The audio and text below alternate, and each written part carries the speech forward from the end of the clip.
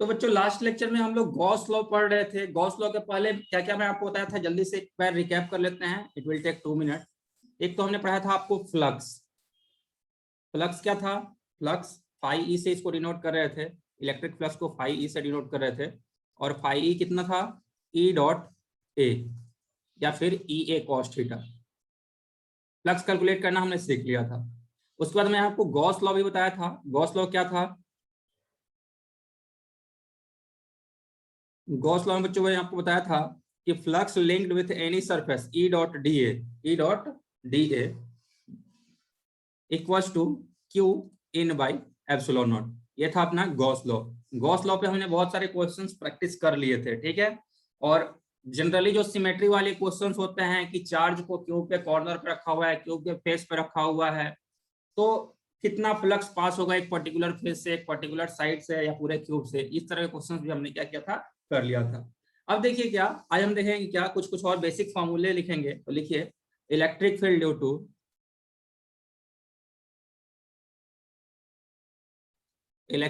Due two point charge. Point charge ऐसे तो अपने को ये मालूम है, लेकिन गॉस के हेल्प से भी आप इस वाले पे को वर्क कर सकते हैं। मान लीजिए कोई पॉइंट चार्ज है क्यू, इससे आर डिस्टेंस पे आपको इलेक्ट्रिक फील्ड फाइंड करना है। तो गॉस ने क्या बताया था? गॉस ने बताया था कि आप इस पे एक गॉसियन सरफेस बना दीजिए। अगर ऐसा हम गॉसियन सरफेस बनाते हैं, इस चार्ज को कवर करने के लिए अपने को एक स्फीयर बनाना होगा। उस स्फीयर से पास होने वाला फ्लक्स, टोटल फ्लक्स कितना होगा? ई डॉट डी ए, इसका इंटीग्रेशन सरफेस इंटीग्रल। तो integral of E dot D A will be equal to, वही फ्लक्स किसके इक्वल होगा? Q in by epsilon naught के इक्वल होगा। तो ई अपने को यहाँ पे इलेक्ट्रिक फील्ड फाइंड करना है, और एरिया ऑफ स्फीयर कितना होता है? 4 pi R square equal to Q in by epsilon not. तो यहाँ से वैल्यू कितना हो जाएगा? ये हो जाएगा E equals to 1/4 pi epsilon naught Q in by R square, और अंदर चार्ज क्यू है, तो ई इक्वल टू कितना हो जाएगा? 1/4 pi epsilon naught Q by R square. ठीक है, तो ये जनरल एक डेरिवेशन हुआ, एकमात्र मैं आपको डेरिवेशन कराया हूँ, बाकी आगे डेरिवेशन नहीं कराऊंगा, ठीक है, सिर्फ फॉर्मूला लिखाऊंगा। तो मेरे ख्याल से सबको क्लियर हो गया। इसी को हम लोग क्या लिखते हैं? इसी को हम लोग लिखते हैं E equal to K Q by R square, where K is equal to 1/4 pi epsilon not. ठीक है, तो मेरे ख्याल से क्लियर हो गया होगा। आगे चलते हैं, अगला जो है वो लिखेगा electric field due to solid sphere. Solid sphere के कारण इलेक्ट्रिक फील्ड की हम बात करेंगे। ओके, टॉपिक लिख लीजिए सभी कोई, electric field due to solid sphere. इसमें देखिए बच्चों, अगर मान लीजिए वेट मान लीजिए ये अपने पास एक सॉलिड स्फीयर है, और इस स्फीयर का रेडियस कैपिटल आर है, और इसके सेंटर से स्मॉल आर डिस्टेंस पे कोई पॉइंट है, वहां हम इलेक्ट्रिक फील्ड कैलकुलेट करना चाहते हैं। एंड स्फीयर के ऊपर चार्ज कितना है? प्लस क्यू मान का चार्ज है। तो इस पॉइंट पे इलेक्ट्रिक फील्ड का फॉर्मूला होता है K Q by small R square. बिल्कुल जो नॉर्मल पॉइंट चार्ज के कारण होता है वही यहाँ पे भी हो जाएगा। जबकि सरफेस पे आप बच्चों इलेक्ट्रिक फील्ड फाइंड करेंगे, तो सरफेस पे इलेक्ट्रिक फील्ड होता है K Q by capital R square. ध्यान रखना आपको क्या, कि यहाँ पे क्या ले रहे हैं? के क्यू डिवाइडेड बाई डिस्टेंस का स्क्वायर। डिस्टेंस कहाँ से ले रहे हैं? सेंटर ऑफ स्फीयर से ले रहे हैं। सेंटर ऑफ स्फीयर पे आप बात करेंगे बच्चों, सेंटर ऑफ स्फीयर पे तो इलेक्ट्रिक फील्ड हो जाएगा 0। सेंटर ऑफ स्फीयर पे इलेक्ट्रिक फील्ड कितना हो जाएगा? 0।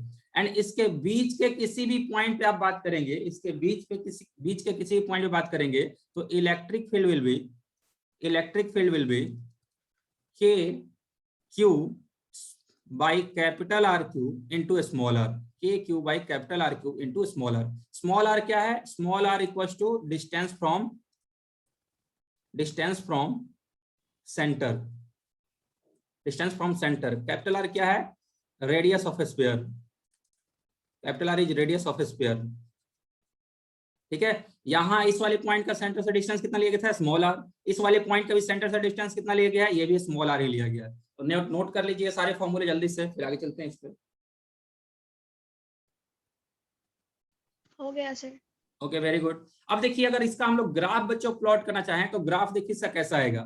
तो मान लीजिए कि ये जो है, ये है वाई एक्सिस। वाई एक्सिस पे हमने इलेक्ट्रिक फील्ड रखा है, और एक्स एक्सिस पे हमने distance from centre of sphere रखा है। तो यहाँ पे आप नोटिस करेंगे तो आपको मालूम चलेगा कि दो तरह से इलेक्ट्रिक फील्ड का बिहेवियर आ रहा है। सरफेस के बाहर E equal to K Q by small R square and surface के अंदर E equal to K Q by capital R Q into small are.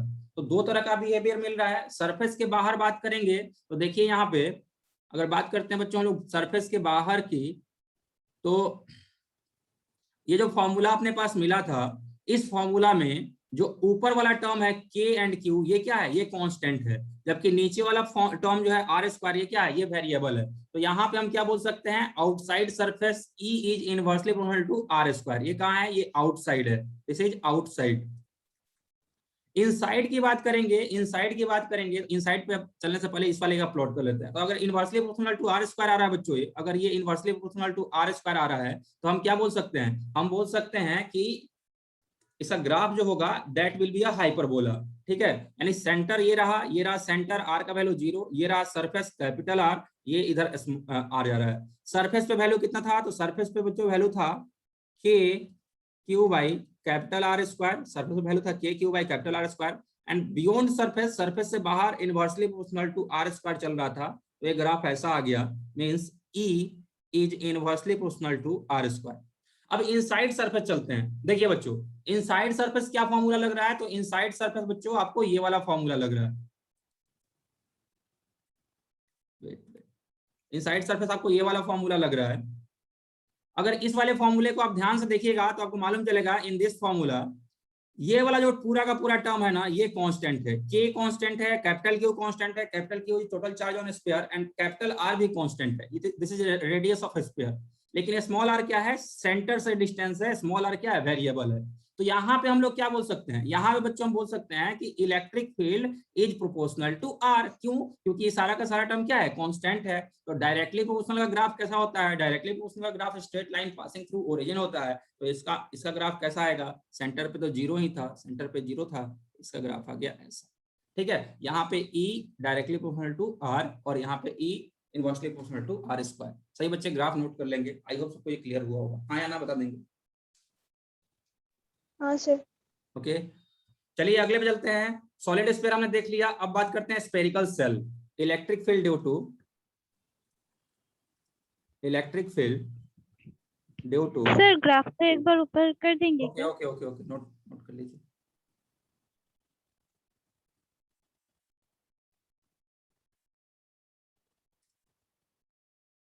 हो गया सर।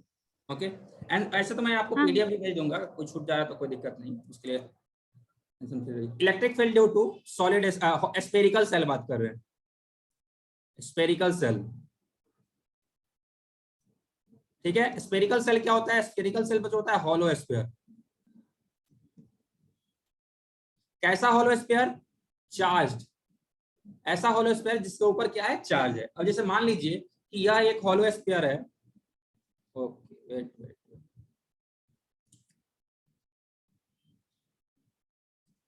मान लीजिए बच्चों यह एक हॉलो स्फीयर है, इसका रेडियस जो है वो कैपिटल आर है और it is containing some charge plus Q.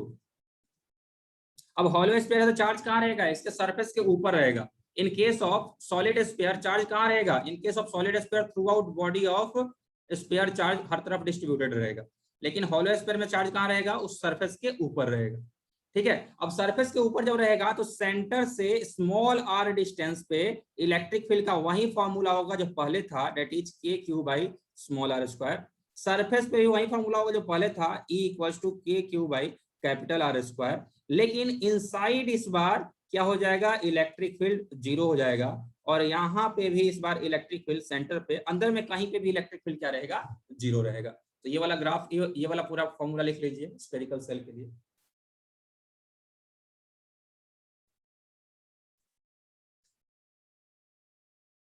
थोड़ा फास्ट लिखेंगे सही बच्चे।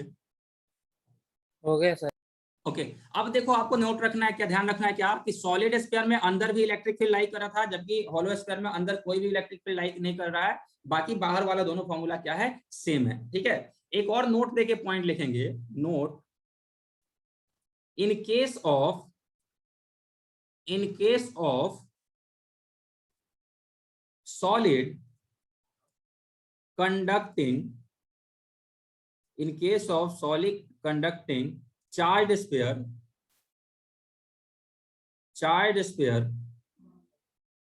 in case of solid conducting charged sphere, formula for electric field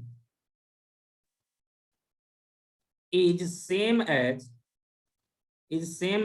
hollow sphere, मतलब समझिए, देखो बच्चों क्या होता है, एक प्रॉपर्टी होता है, जैसे ऊपर वाला मैं सॉलिड स्फीयर के लिए फॉर्मूला लिखाया हूं, this is for non conducting, किसके लिए है ये, नॉन कंडक्टिंग सॉलिड स्फीयर के लिए है। अगर आपको कंडक्टिंग सॉलिड स्फीयर होगा तो कंडक्टिंग सॉलिड स्फीयर को आपको हॉलो स्फीयर ही ट्रीट करना है। आगे चल के मैं आपको ये पढ़ाऊंगा कि ये प्रॉपर्टी होता है, कंडक्टर की एक प्रॉपर्टी होती है बच्चों, कि अगर इसको हम कंडक्टर है, अगर ये कंडक्टर है और इसको हमने क्यू चार्ज दिया तो पूरा का पूरा चार्ज जाकर के इसके सरफेस पे रुकता है, इसके बॉडी के अंदर कुछ भी चार्ज नहीं जाता है, पूरा का पूरा चार्ज कहाँ रुकता है, सरफेस पे रुकता है। अब खुद सोचिए कि यह जो कंडक्टर है ये कैसे बिहेव कर रहा है, तो चार्ज कैसे है, क्या इसके थ्रू आउट बॉडी चार्ज है, नहीं, चार्ज कहाँ रुके हुए हैं, चार्ज सभी सरफेस पे रुके हुए हैं। चार्ज जब सभी सरफेस पे रुके हुए हैं तो सिर्फ आप जब चार्ज को बच्चों नोटिस करोगे ना, तो चार्ज एक ऐसा हॉलो स्फीयर बनाते हुए दिखेगा, charge is making hollow sphere, ये हॉलो स्फीयर ऑफ चार्ज है, हॉलो स्फीयर ऑफ चार्ज है। और ये जो सॉलिड वाला पार्ट ये क्या है, ये तो मेटल है, इसके उसके ऊपर कुछ चार्ज जाता नहीं है, ये प्रॉपर्टी होता है, जब कंडक्टर में आपको पढ़ाऊंगा तो उस टाइम ये डिटेल में बताऊंगा। क्लियर है, समझ में आ रहा है क्या? हाँ सर। तो आपको ध्यान क्या रखना है, अगर नॉन कंडक्टिंग सॉलिड स्फीयर है which is having charge Q, then आपको ऊपर वाला फॉर्मूला यूज करना है। अगर हॉलो सॉलिड स्फीयर है, अगर हॉलो स्फीयर है तो उसके लिए ये वाला फॉर्मूला यूज करना है। अगर सॉलिड कंडक्टिंग स्फीयर है तब भी आपको यही वाला फॉर्मूला यूज करना है। ओके, आगे चलते हैं। Next one is electric field due to linear charge density या line charge. Next one is electric field due to line charge, linear charge density उसका लैम्डा है। जैसे मान लो ये कोई वायर है बच्चों, ये वायर जो है, this wire is containing linear charge density lambda, and इससे r डिस्टेंस पे अपने को इलेक्ट्रिक फील्ड फाइंड करना है। तो वो इलेक्ट्रिक फील्ड होता है 2k lambda by r equal to 2k lambda by r, where lambda equals to linear charge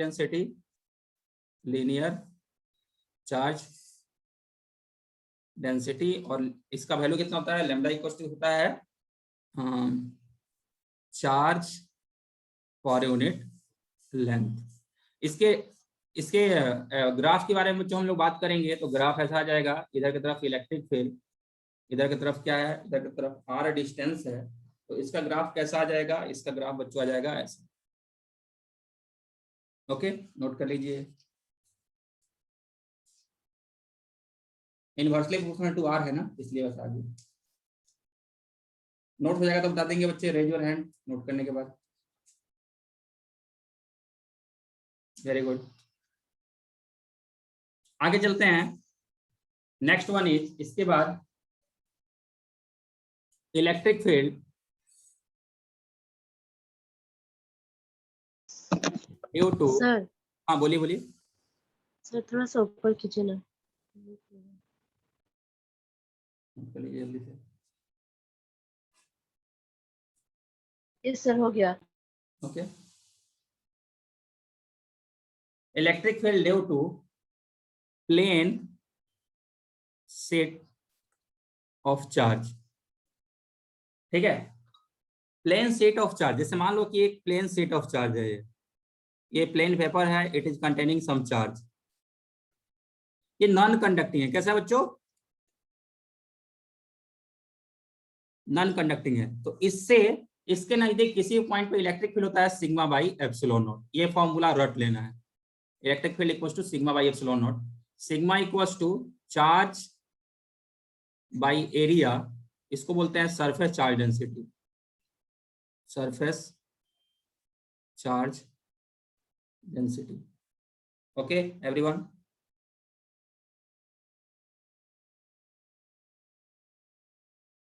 note कर लीजिए जल्दी से ये।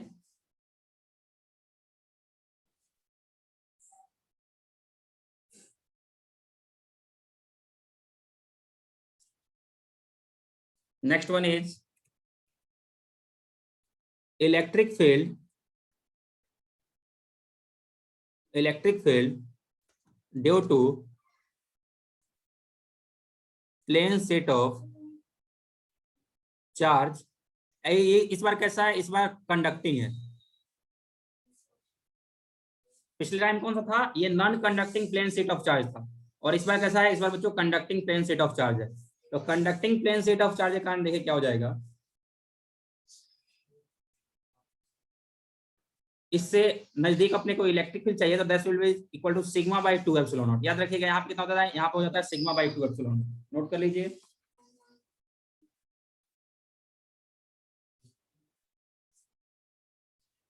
सही बच्चे, नोट करने के बाद रेज योर हैंड। हाँ sir.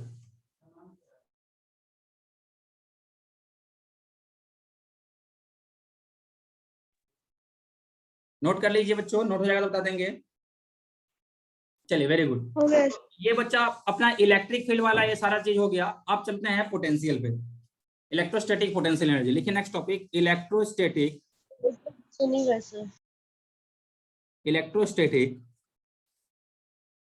Potential energy. Electrostatic potential energy, ठीक है। इसमें लिखिएगा work done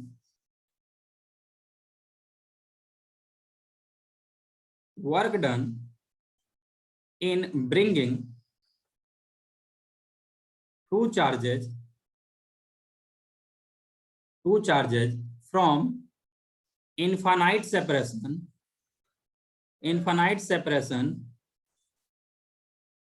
to a certain distance is called electrostatic potential energy. ठीक है। अब चलिए समझते हैं इसको। जैसे मान लीजिए कि दो चार्ज है, ये प्लस क्यू चार्ज है।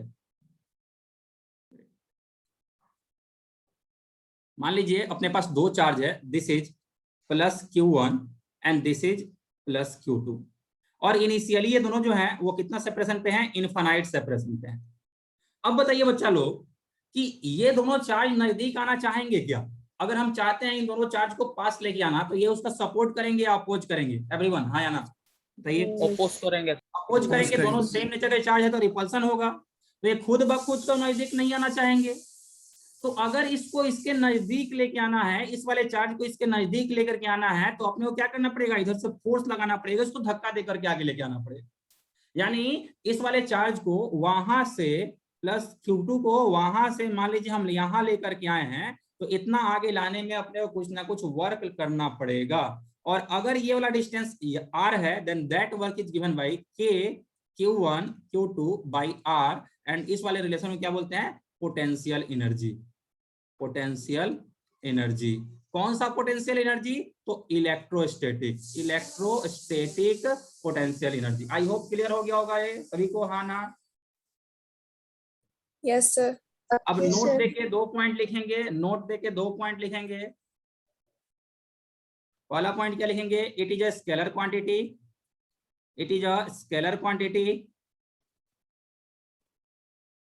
स्केलर क्वांटिटी है, मतलब क्या करना है, इस बार इसको जोड़ने के लिए किसी स्पेशल मैथ्स की अपने को जरूरत नहीं पड़ेगी, सिंपली जोड़ देना है, ठीक है। एंड दूसरा पॉइंट क्या रहेगा,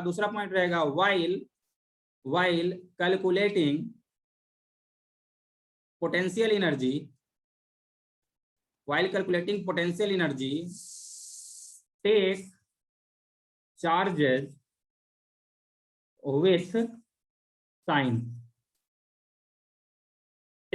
with sign। अगर प्लस चार्ज है तो प्लस चार्ज प्लस रखिए, माइनस चार्ज है तो माइनस रखिए, ओके। तो ये पॉइंट दूसरा नोट इंपॉर्टेंट है, ये लिख लीजिए। While calculating potential energy take charges with sign. Potential energy calculate करने के टाइम में वो क्या करना है बच्चों, चार्ज को साइन के साथ लेना है, take charges with sign. Okay everyone, हाँ ना? हाँ सर। चलिए अब एक अब एक क्वेश्चन है, सिंपल सा एक क्वेश्चन है कि मान लीजिए यह एक इक्विलैटरल ट्रायंगल है और इसके कॉर्नर पे चार्जेस रखे हुए हैं। This is plus Q, this is plus Q, this is also plus Q. Side of triangle is A. We have to find potential energy of system. इस पूरे सिस्टम का पोटेंशियल एनर्जी फाइंड करना है। तो कैसे फाइंड करेंगे? तो देखो बच्चों, आपको सिस्टम का पोटेंशियल एनर्जी फाइंड करना है ना, तो दो चार्ज के बीच में एक सेट बन रहा है। पीछे हमने क्या लिखा था? U इक्वल टू के Q1 Q2 बाई R, यानी दो चार्ज के बीच में एक सेट बनाना है। ठीक है, तो अगर ये पहला चार्ज है, ये दूसरा चार्ज है, तो इन दोनों के बीच में एक सेट बनेगा। मान लीजिए उसका नाम हमने दे दिया U1। ये इन दोनों के बीच में एक सेट बनेगा, उसका नाम दे दिया U2। इन दोनों के बीच में एक सेट बनेगा, उसका नाम दे दिया U3। तो U सिस्टम इक्वल टू कितना हो जाएगा? U1 plus U2 plus U3। अब U1 कितना है? U1 इन दोनों के बीच का हो जाएगा बच्चों K Q by A। U2 का वैल्यू कितना हो जाएगा? K Q by A। और U3 का वैल्यू हो जाएगा K Q by A। So this whole value will equal to 3K square by A। Clear है सबको? हाँ ना? हाँ सर। चार्ज को हमेशा साइन के साथ लेना है। सभी चार्ज पॉजिटिव थे, इसलिए डायरेक्ट हमने क्या लिया था? पॉजिटिव लिया था। अगला क्वेश्चन, यह एक बच्चों स्क्वायर है, यह एक स्क्वायर है और इसके हर एक कॉर्नर पे चार्ज क्यू रखा हुआ है। And side of square is a, side of square is a. अब पोटेंशियल एनर्जी ऑफ सिस्टम अपने को फाइंड करना है। तो बताइए कितना इसमें सिस्टम बनेगा, कितना इसमें सेट बनेगा? 4। बताएंगे बच्चे? 6। कुछ लोगों का मानना है 6, 6। कुछ लोगों का मानना है 4। ओके, देखो बच्चों, जिनका ऊपर का पार्ट छूट जा रहा है ना, उसको टेंशन मत ले, ठीक है ना? जो छूट जा रहा है वैसे वैसे ही लिख रहने दे। मैं लेक्चर के बाद नोट भेजूंगा ना, उसमें से कॉपी कर लीजिएगा। चलिए देखिए, यहाँ पे टोटल बच्चों 6 सेट बनेगा। गलती नहीं करना है, जितना नंबर ऑफ चार्जेस है ना, हर एक दो चार्ज के बीच में अपने को सेट बनाना है। ठीक है, देखिए इसके बीच में, इन दोनों के बीच में एक सेट कहाँ बनेगा? एक सेट बनेगा इस वाले चार्ज और इस वाले चार्ज के बीच में। तो इन दोनों चार्ज के बीच में क्या बना? मान लो U1 का एक सेट बना। इस वाले चार्ज के बीच में एक दूसरा सेट बनेगा U2 का। इस वाले चार्ज के बीच में एक U3 का सेट बनेगा। इस वाले चार्ज के बीच में U4 का सेट बनेगा। इन दोनों के बीच में U5 का एक सेट बनेगा और इन दोनों के बीच में U6 का एक सेट बनेगा। जितना ज्यादा सेट बन सकता है ना, हर एक सेट को अपने को कंसिडर करना है। ओके, आई होप ये क्लियर हो गया होगा। सही बच्चे? हाँ तो सर। U सिस्टम कितना होगा? वेट, आपका यहाँ पे बच्चों U सिस्टम कितना हो जाएगा? U system will be equal to U system equals to U1 plus U2 plus U3 plus U4 plus U5 plus U6। अब U1 से U4 तक सभी आपस में इक्वल हैं। इसका नाम कितना हो जाएगा? इसका वैल्यू कितना हो जाएगा? तो U1 इक्वल्स टू जाएगा K Q square by A equals to U2 equals to U3 equals to U4। बच्चों इसमें किसी को कुछ डाउट होगा तो पूछ लेना। अभी ये सबको समझ में आया क्या? U1 U2 U3 U4 कैसे कैलकुलेट किया गया है? हाँ सर। ये Q सेपरेशन कितना? A, Q separation A, Q separation A, Q separation A। तो हर एक वैल्यू सेम था, इसलिए सभी का वैल्यू इक्वल हो गया। अब बात करेंगे U5 एंड U6 की। तो U5 is equal to U6 equal to K Q square by A root 2। Everyone देखिए, U5 इसके और इसके बीच में है ना, इन दोनों के बीच का सेपरेशन, ये वाला डिस्टेंस कितना होगा? तो ये डिस्टेंस होगा, ये है A, ये है A, तो ये कितना हो जाएगा? ये हो जाएगा A रूट 2। तो K Q by A root 2 या K Q square by A root 2। And similarly आपका आ जाएगा क्या? U6 भी उतना ही आएगा। U6 भी बच्चों कितना आएगा? उतना ही आएगा। ठीक है, U6 इन दोनों के बीच का होगा। वेट, U6 बच्चों इन दोनों के बीच का होगा और इन दोनों के बीच में कितना हो जाएगा? तो ये है A, ये है A, तो ये भी हो जाएगा A रूट 2। तो वैल्यू उतना ही आ जाएगा। आई होप ये सबको क्लियर हो गया होगा। एवरीवन हाँ ना? हाँ सर। चलिए, तो अगर आपको ये सब क्लियर हो गया तो इसके आगे चलते हैं। अब ये पूरा सिस्टम का पोटेंशियल एनर्जी कैसे कैलकुलेट करेंगे? तो U1 plus U2 plus U3 plus U4 कितना हो जाएगा? 4 टाइम्स। हाँ बोलिए, सुन रहा हूँ। सर हमको U5 और U6 को बताइए ना, फिर से और एक U5 बार बताइए ना। U5 को, यस सर। U5 देखिए, Yes, U5 sir. किसके बीच में है? एक तो इसके और इसके बीच का है और दूसरा जो है वो इसके और इसके बीच का है, U6। तो फॉर्मूला क्या है? दो चार्ज, अगर मान लो ये चार्ज Q1 है, ये चार्ज Q2 है, ये Q1 है, Q2 है, इनके बीच का सेपरेशन R है, तो U कितना होता है? K Q1 Q2 by R। तो यहाँ पे देखिए Q1 कितना है? Q है, Q2 भी कितना है? Q है। तो K Q1 Q2 कितना हो जाएगा? KQ स्क्वायर हो जाएगा। और R जो है इन दोनों के बीच का सेपरेशन होता है ना, तो सेपरेशन ये कितना होगा? तो देखो यहाँ पे क्या है, ये डिस्टेंस ए है, ये डिस्टेंस ए है, ये डिस्टेंस भी ए है। अगर ये दोनों ए है तो ये वाला कितना हो जाएगा, a√2 हो जाएगा। क्लियर? पाइथागोरस अप्लाई कर दो, √a² प्लस a स्क्वायर, ठीक है, 2a² और a बाहर लेंगे तो a√2, ठीक है। तो ये हो गया अपना, और u5 प्लस u6 दोनों आपस में इक्वल है, तो 2 टाइम्स k² बाई a√2। इसको सिंप्लीफाई कर लीजिए, आपका आंसर आ जाएगा। एवरीवन हाँ ना? हाँ सर। चलिए आगे चलते हैं। Yes. नेक्स्ट क्वेश्चन इज कि 3 charges are kept on corner of a equilateral triangle. Each charge is q and side of this triangle is a. This is also a, this is also a. Now we want to take the charges at separation of 2u.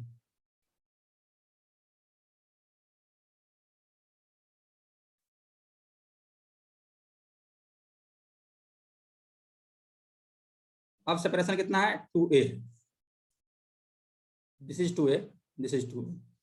Find work done by external force in taking charges from separation of A to 2A। यानी ये जो charge पहले तीनों यहाँ पे थे, इनको यहाँ से यहाँ ले जाने में, इसको यहाँ से यहाँ ले जाना है, इसको यहाँ से यहाँ ले जाना है, इसको यहाँ से यहाँ ले जाना है, इसको यहाँ से यहाँ ले जाने में कितना एक्सटर्नल फोर्स ने वर्क किया है, आपने को ये फाइंड करना है। तो पहले क्वेश्चन नोट कर लीजिए, फिर इसको सॉल्व किया जाएगा।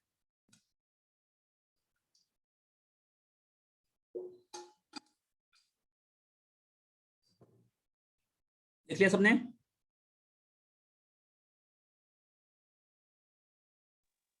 Yes, sir.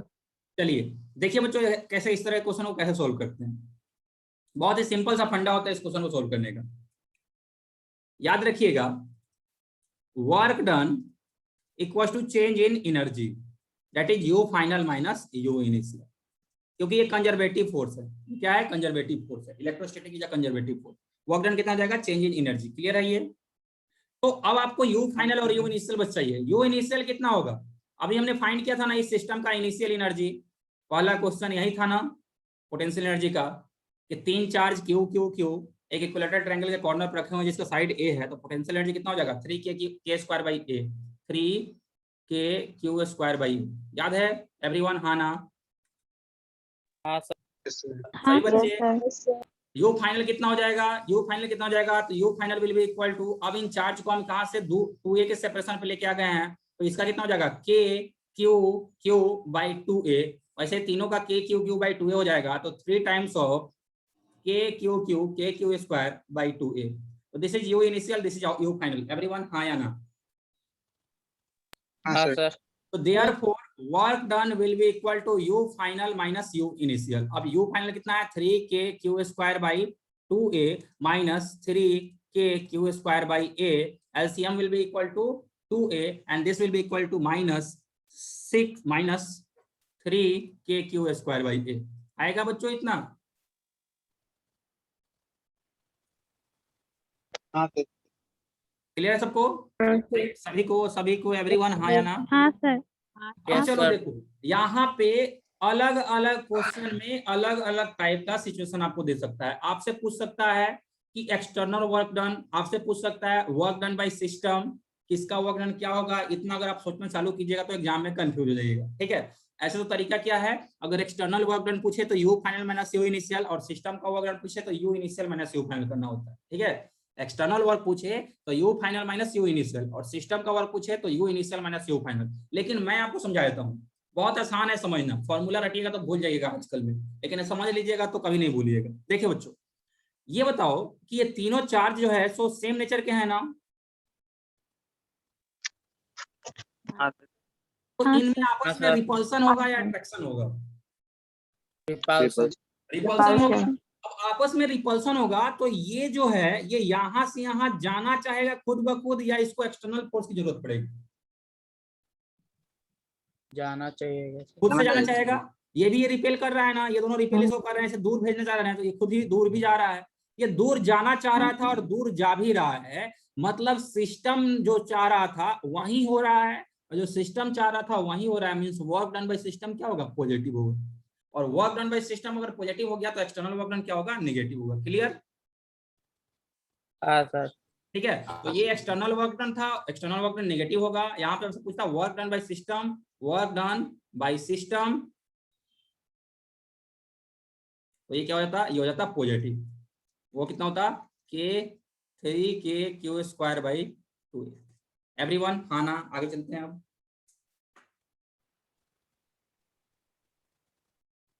अच्छे बच्चे बताएंगे यस और no? Yes sir.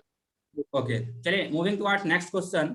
Next question is कि 4 charges are kept on corner of a square. 4 charges are kept on corner of a square whose side is A.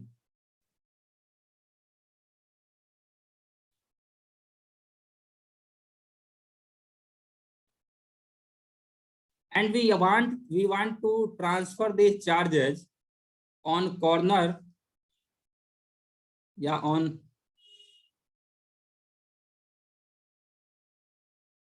on a circle.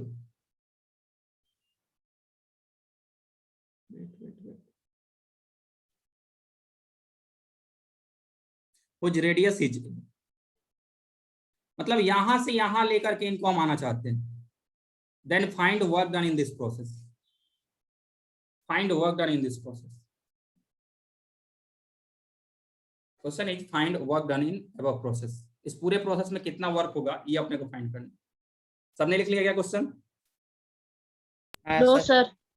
पहले question note कर लीजिए। Find work done in above question.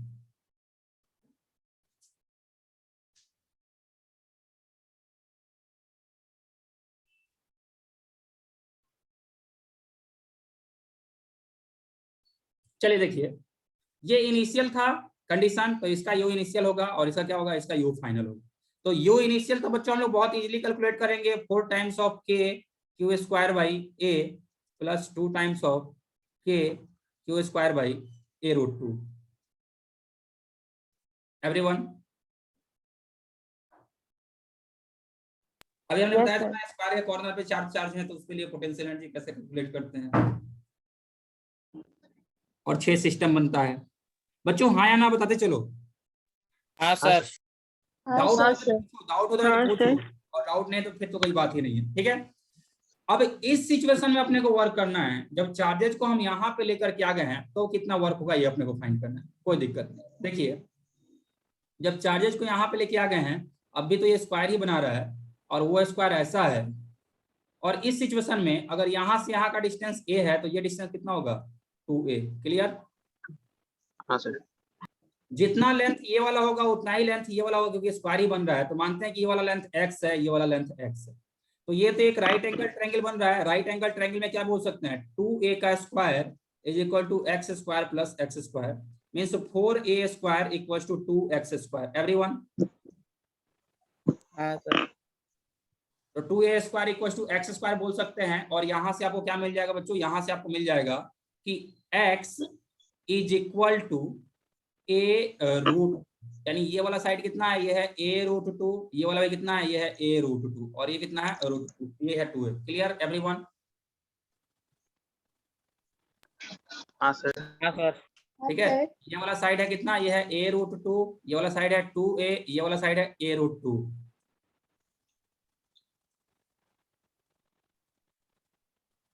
तो अब अपने को ये final सारे side बच्चों अगर मिल गए तो हम क्या कर सकते हैं, अब हम रिज्वाइन कर लीजिएगा जल्दी से, अगर टाइम आउट होगा जल्दी से रिज्वाइन कर लीजिएगा। अब बच्चों हम क्या कर सकते हैं, अब हम फाइनल पोटेंशियल एनर्जी फाइंड कर सकते हैं। यू फाइनल कितना हो जाएगा, तो 4 टाइम्स कॉर्नर कितना हो जाएगा, K² साइड कितना है, साइड है a√2 minus plus 2 times diagonal का कितना है, K²/2a। एवरीवन क्लियर या नहीं, हाँ या ना बता दीजिए। तो यू इनिशियल आ गया, यू फाइनल आ गया, तो वर्क डन इक्वल्स टू कितना हो जाएगा, you final minus U initial. क्या अब आप ये काम कर सकते हैं खुद से? हाँ सर। इसको नोट कर लीजिए, जल्दी से इसको नोट कर लीजिए, टाइम आउट